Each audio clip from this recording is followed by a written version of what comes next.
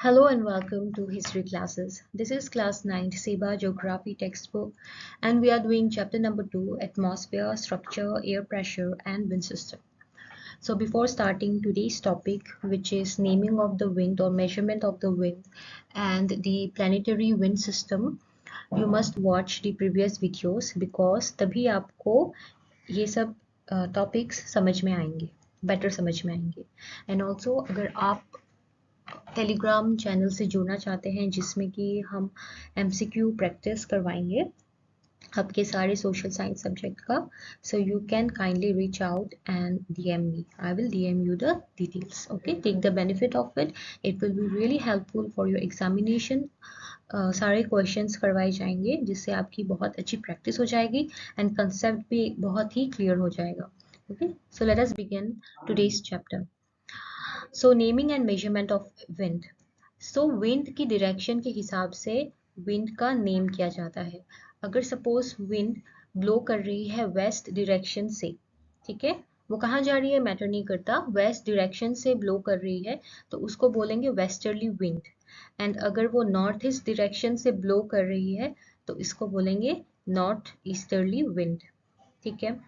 And एक और बात है कि जो विंड में एयर मास होता है या फिर सिंपली एयर होता है, वो जहाँ भी जाती है, जहाँ भी बह के जाती है, लेट अस से दैट जहाँ भी ब्लो करती है उस एरिया के जो भी जितने भी फिजिकल कैरेक्टरिस्टिक्स है लाइक हीट मॉइस्चर वो भी एब्जॉर्ब कर लेती है.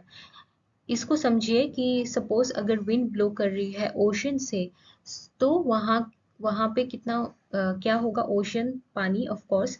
सो वहाँ पे कैरेक्टरिस्टिक क्या हो जाएगा विंड का, बहुत सारा वाटर वेपर आ जाएगा एयर में.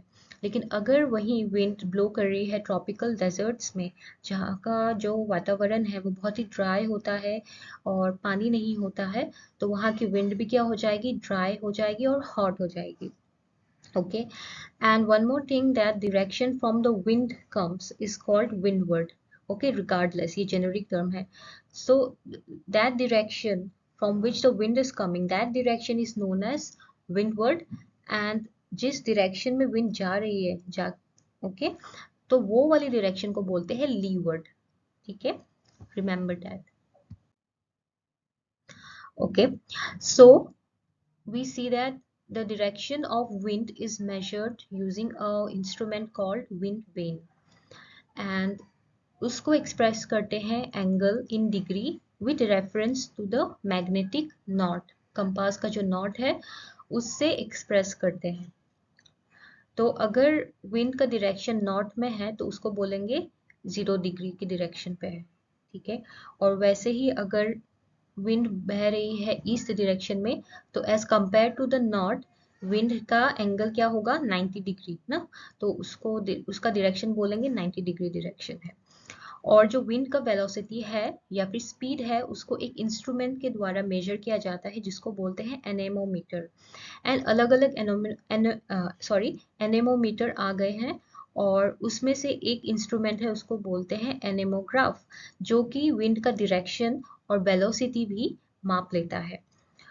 एंड एक ब्रिटिश साइंटिस्ट थे जिनका नाम था फ्रांसिस बुफोर्ड. उन्होंने एक नंबर स्केल डेवलप किया, 0 से 12 तक का स्केल है जिसमें कि विंड वेलोसिटी को मापा जा सकता है. ओके, एंड उस स्केल को बोलते हैं बेफोर्ड स्केल. ऑब्वियसली इनके नाम पर पड़ा है.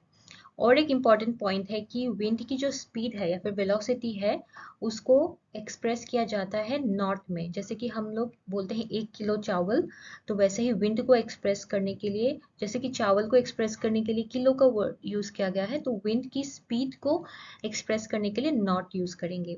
So the wind velocity of 1 not means 1 nautical mile per hour, that is 1.854 kilometre per hour और 30.9 मीटर पर मिनट. सो ये एक टेबल है जिसमें ब्यूफोर्ड स्केल है ये, ठीक है, इन नॉट. एंड विंड की स्पीड क्या है ये इसका डिपिक्शन दिया हुआ है, सो you can go through it. अभी आते हैं classification, characteristics and distribution of wind. So wind के जो मूवमेंट है उसको 3 ग्रुप्स में डिवाइड किया गया है। एक तो है primary circulation, another one is secondary circulation and third one is tertiary circulation और लोकल विंड्स। हम एक एक करके इन सबको पढ़ेंगे। आज शुरुआत करते हैं प्राइमरी सर्कुलेशन से। प्राइमरी का मतलब नाम से ही पता चल रहा है कि एक फर्स्ट या फिर इम्पोर्टेंट, ओके, और ये परमानेंट विंड भी है। Okay, these are permanent winds, ये कभी चेंज नहीं होती है, अनलाइक लोकल विंड्स। ठीक है, परमानेंटली रहेंगे। और इस प्लैनेटरी विंड्स भी बोलते हैं इनको। प्राइमरी विंड्स को या फिर प्राइमरी विंड सर्कुलेशन में आता है प्लैनेटरी विंड, जो कि परमानेंट विंड होती है। और उनमें क्या आता है, trade winds, westerlies, polar easterly winds. Very important, please remember this names. Now let us start with the trade winds. So trade wind में मेन जो आप लोगों को याद रखना है वो है ये वाला जो एरोस दिखाया गया है, northern hemisphere and southern hemisphere में। सो ट्रेड विंड का डायरेक्शन क्या है, ईस्टवर्ड्स है। अगर वो नॉर्दर्न हेमिस्फीयर में है उसको बोलेंगे नॉर्थ ईस्ट ट्रेड विंड। अगर वो साउदर्न हेमिस्फीयर में है वो ट्रेड विंड, तो उसको बोलेंगे साउथ ईस्ट ट्रेड विंड। और ये दोनों हेमिस्फीयर में ही बहती है। ओके, सो नॉर्दर्न हेमिस्फीयर वाले ट्रेड विंड को बोलते हैं north east trade wind and southern hemisphere वाले ट्रेड विंड को बोलते हैं साउथ ईस्ट ट्रेड विंड। और हमने पहले ही पढ़ा था कोरियोलिस फोर्स की वजह से इनका डायरेक्शन इस तरफ है। ठीक है, और ये कहाँ से आ रही है, सब ट्रॉपिकल जो हाई प्रेशर बेल्ट है वहां से it is going to equatorial low pressure belt, मतलब इक्वेटर की तरफ जा रहे हैं। ओके, यहाँ से आके it is going towards this end दोनों north east trade wind and south east trade wind मिलते हैं। Okay, they meet each other and एक जोन क्रिएट होता है यहाँ पे। वेट अ मिनट, जहाँ उनका मीटिंग पॉइंट में एक जोन क्रिएट होता है उसको बोलते हैं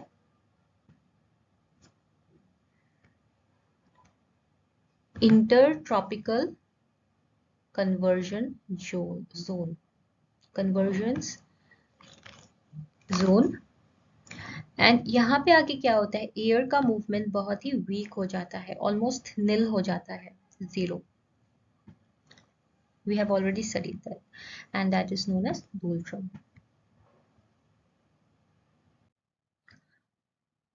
Okay, so another important wind is the westerly winds, westerlies in both the hemisphere. So you see westerly wind का direction कहाँ है, ये सब ट्रॉपिकल हाई प्रेशर बेल्ट से जा रही है सब ट्रॉपिकल सब पोलर लो प्रेशर बेल्ट की तरफ, है ना, नॉर्दर्न हेमिस्फीयर में इस तरफ। ठीक है, तो वेस्टर्ली विंड्स क्या होती है, बहुत ही इंटेंस होती है। ट्रेड विंड्स उतनी ज़्यादा स्पीड की नहीं होती है, लेकिन वेस्टर्ली विंड्स बहुत ही इंटेंस होती है। ओके, वेलोसिटी बहुत ज़्यादा होता है उसका। एंड आप ये बात भी नोटिस करना, यहाँ पे कुछ हो रहा है, क्या हो रहा है, just notice this in both the hemisphere. Can you see the direction of the arrow और the direction of the wind. यहाँ से विंड जा रही है, 1 मिनट, यहाँ से विंड जा रही है इक्वेटर की तरफ, यहाँ से वेस्टर्ली जा रही है सब पोलर की तरफ। तो यहाँ पे कुछ नहीं बच रहा है, कोई भी विंड नहीं है, same as in northern hemisphere. Westerlies जा रही है सब पोलर लो प्रेशर बेल्ट की तरफ, और नॉर्थ ईस्ट ट्रेड विंड आ रही है इक्वेटोरियल लो प्रेशर बेल्ट की तरफ। तो यहाँ भी खाली है, no wind is there, no circulation is there. So in latitude पे क्या होता है, we have already studied, it is known as the horse latitude, because यहाँ पे विंड का बिल्कुल भी मूवमेंट नहीं है, एकदम स्टिल है। ओके, काम भी नहीं है, एकदम स्टिल है, यहाँ पे शिप सेल ही नहीं कर सकती, इसलिए इसको हॉर्स लैटिट्यूड बोलते थे। इसकी कहानी मैं पहले ही बता चुकी हूँ। Okay, and you already know that southern hemisphere में ocean ज़्यादा है, and due to the frictional force we have studied that wind का movement जब ocean में होता है, क्योंकि जब कोई भी बैरियर नहीं है तो wind का movement बहुत ही high होगा। तो वेस्टर्ली विंड्स तो वैसे ही बहुत इंटेंस है, तो इस रीजन में क्या होता है, वेस्टर्लीज बहुत बहुत ज़्यादा इंटेंस होती है।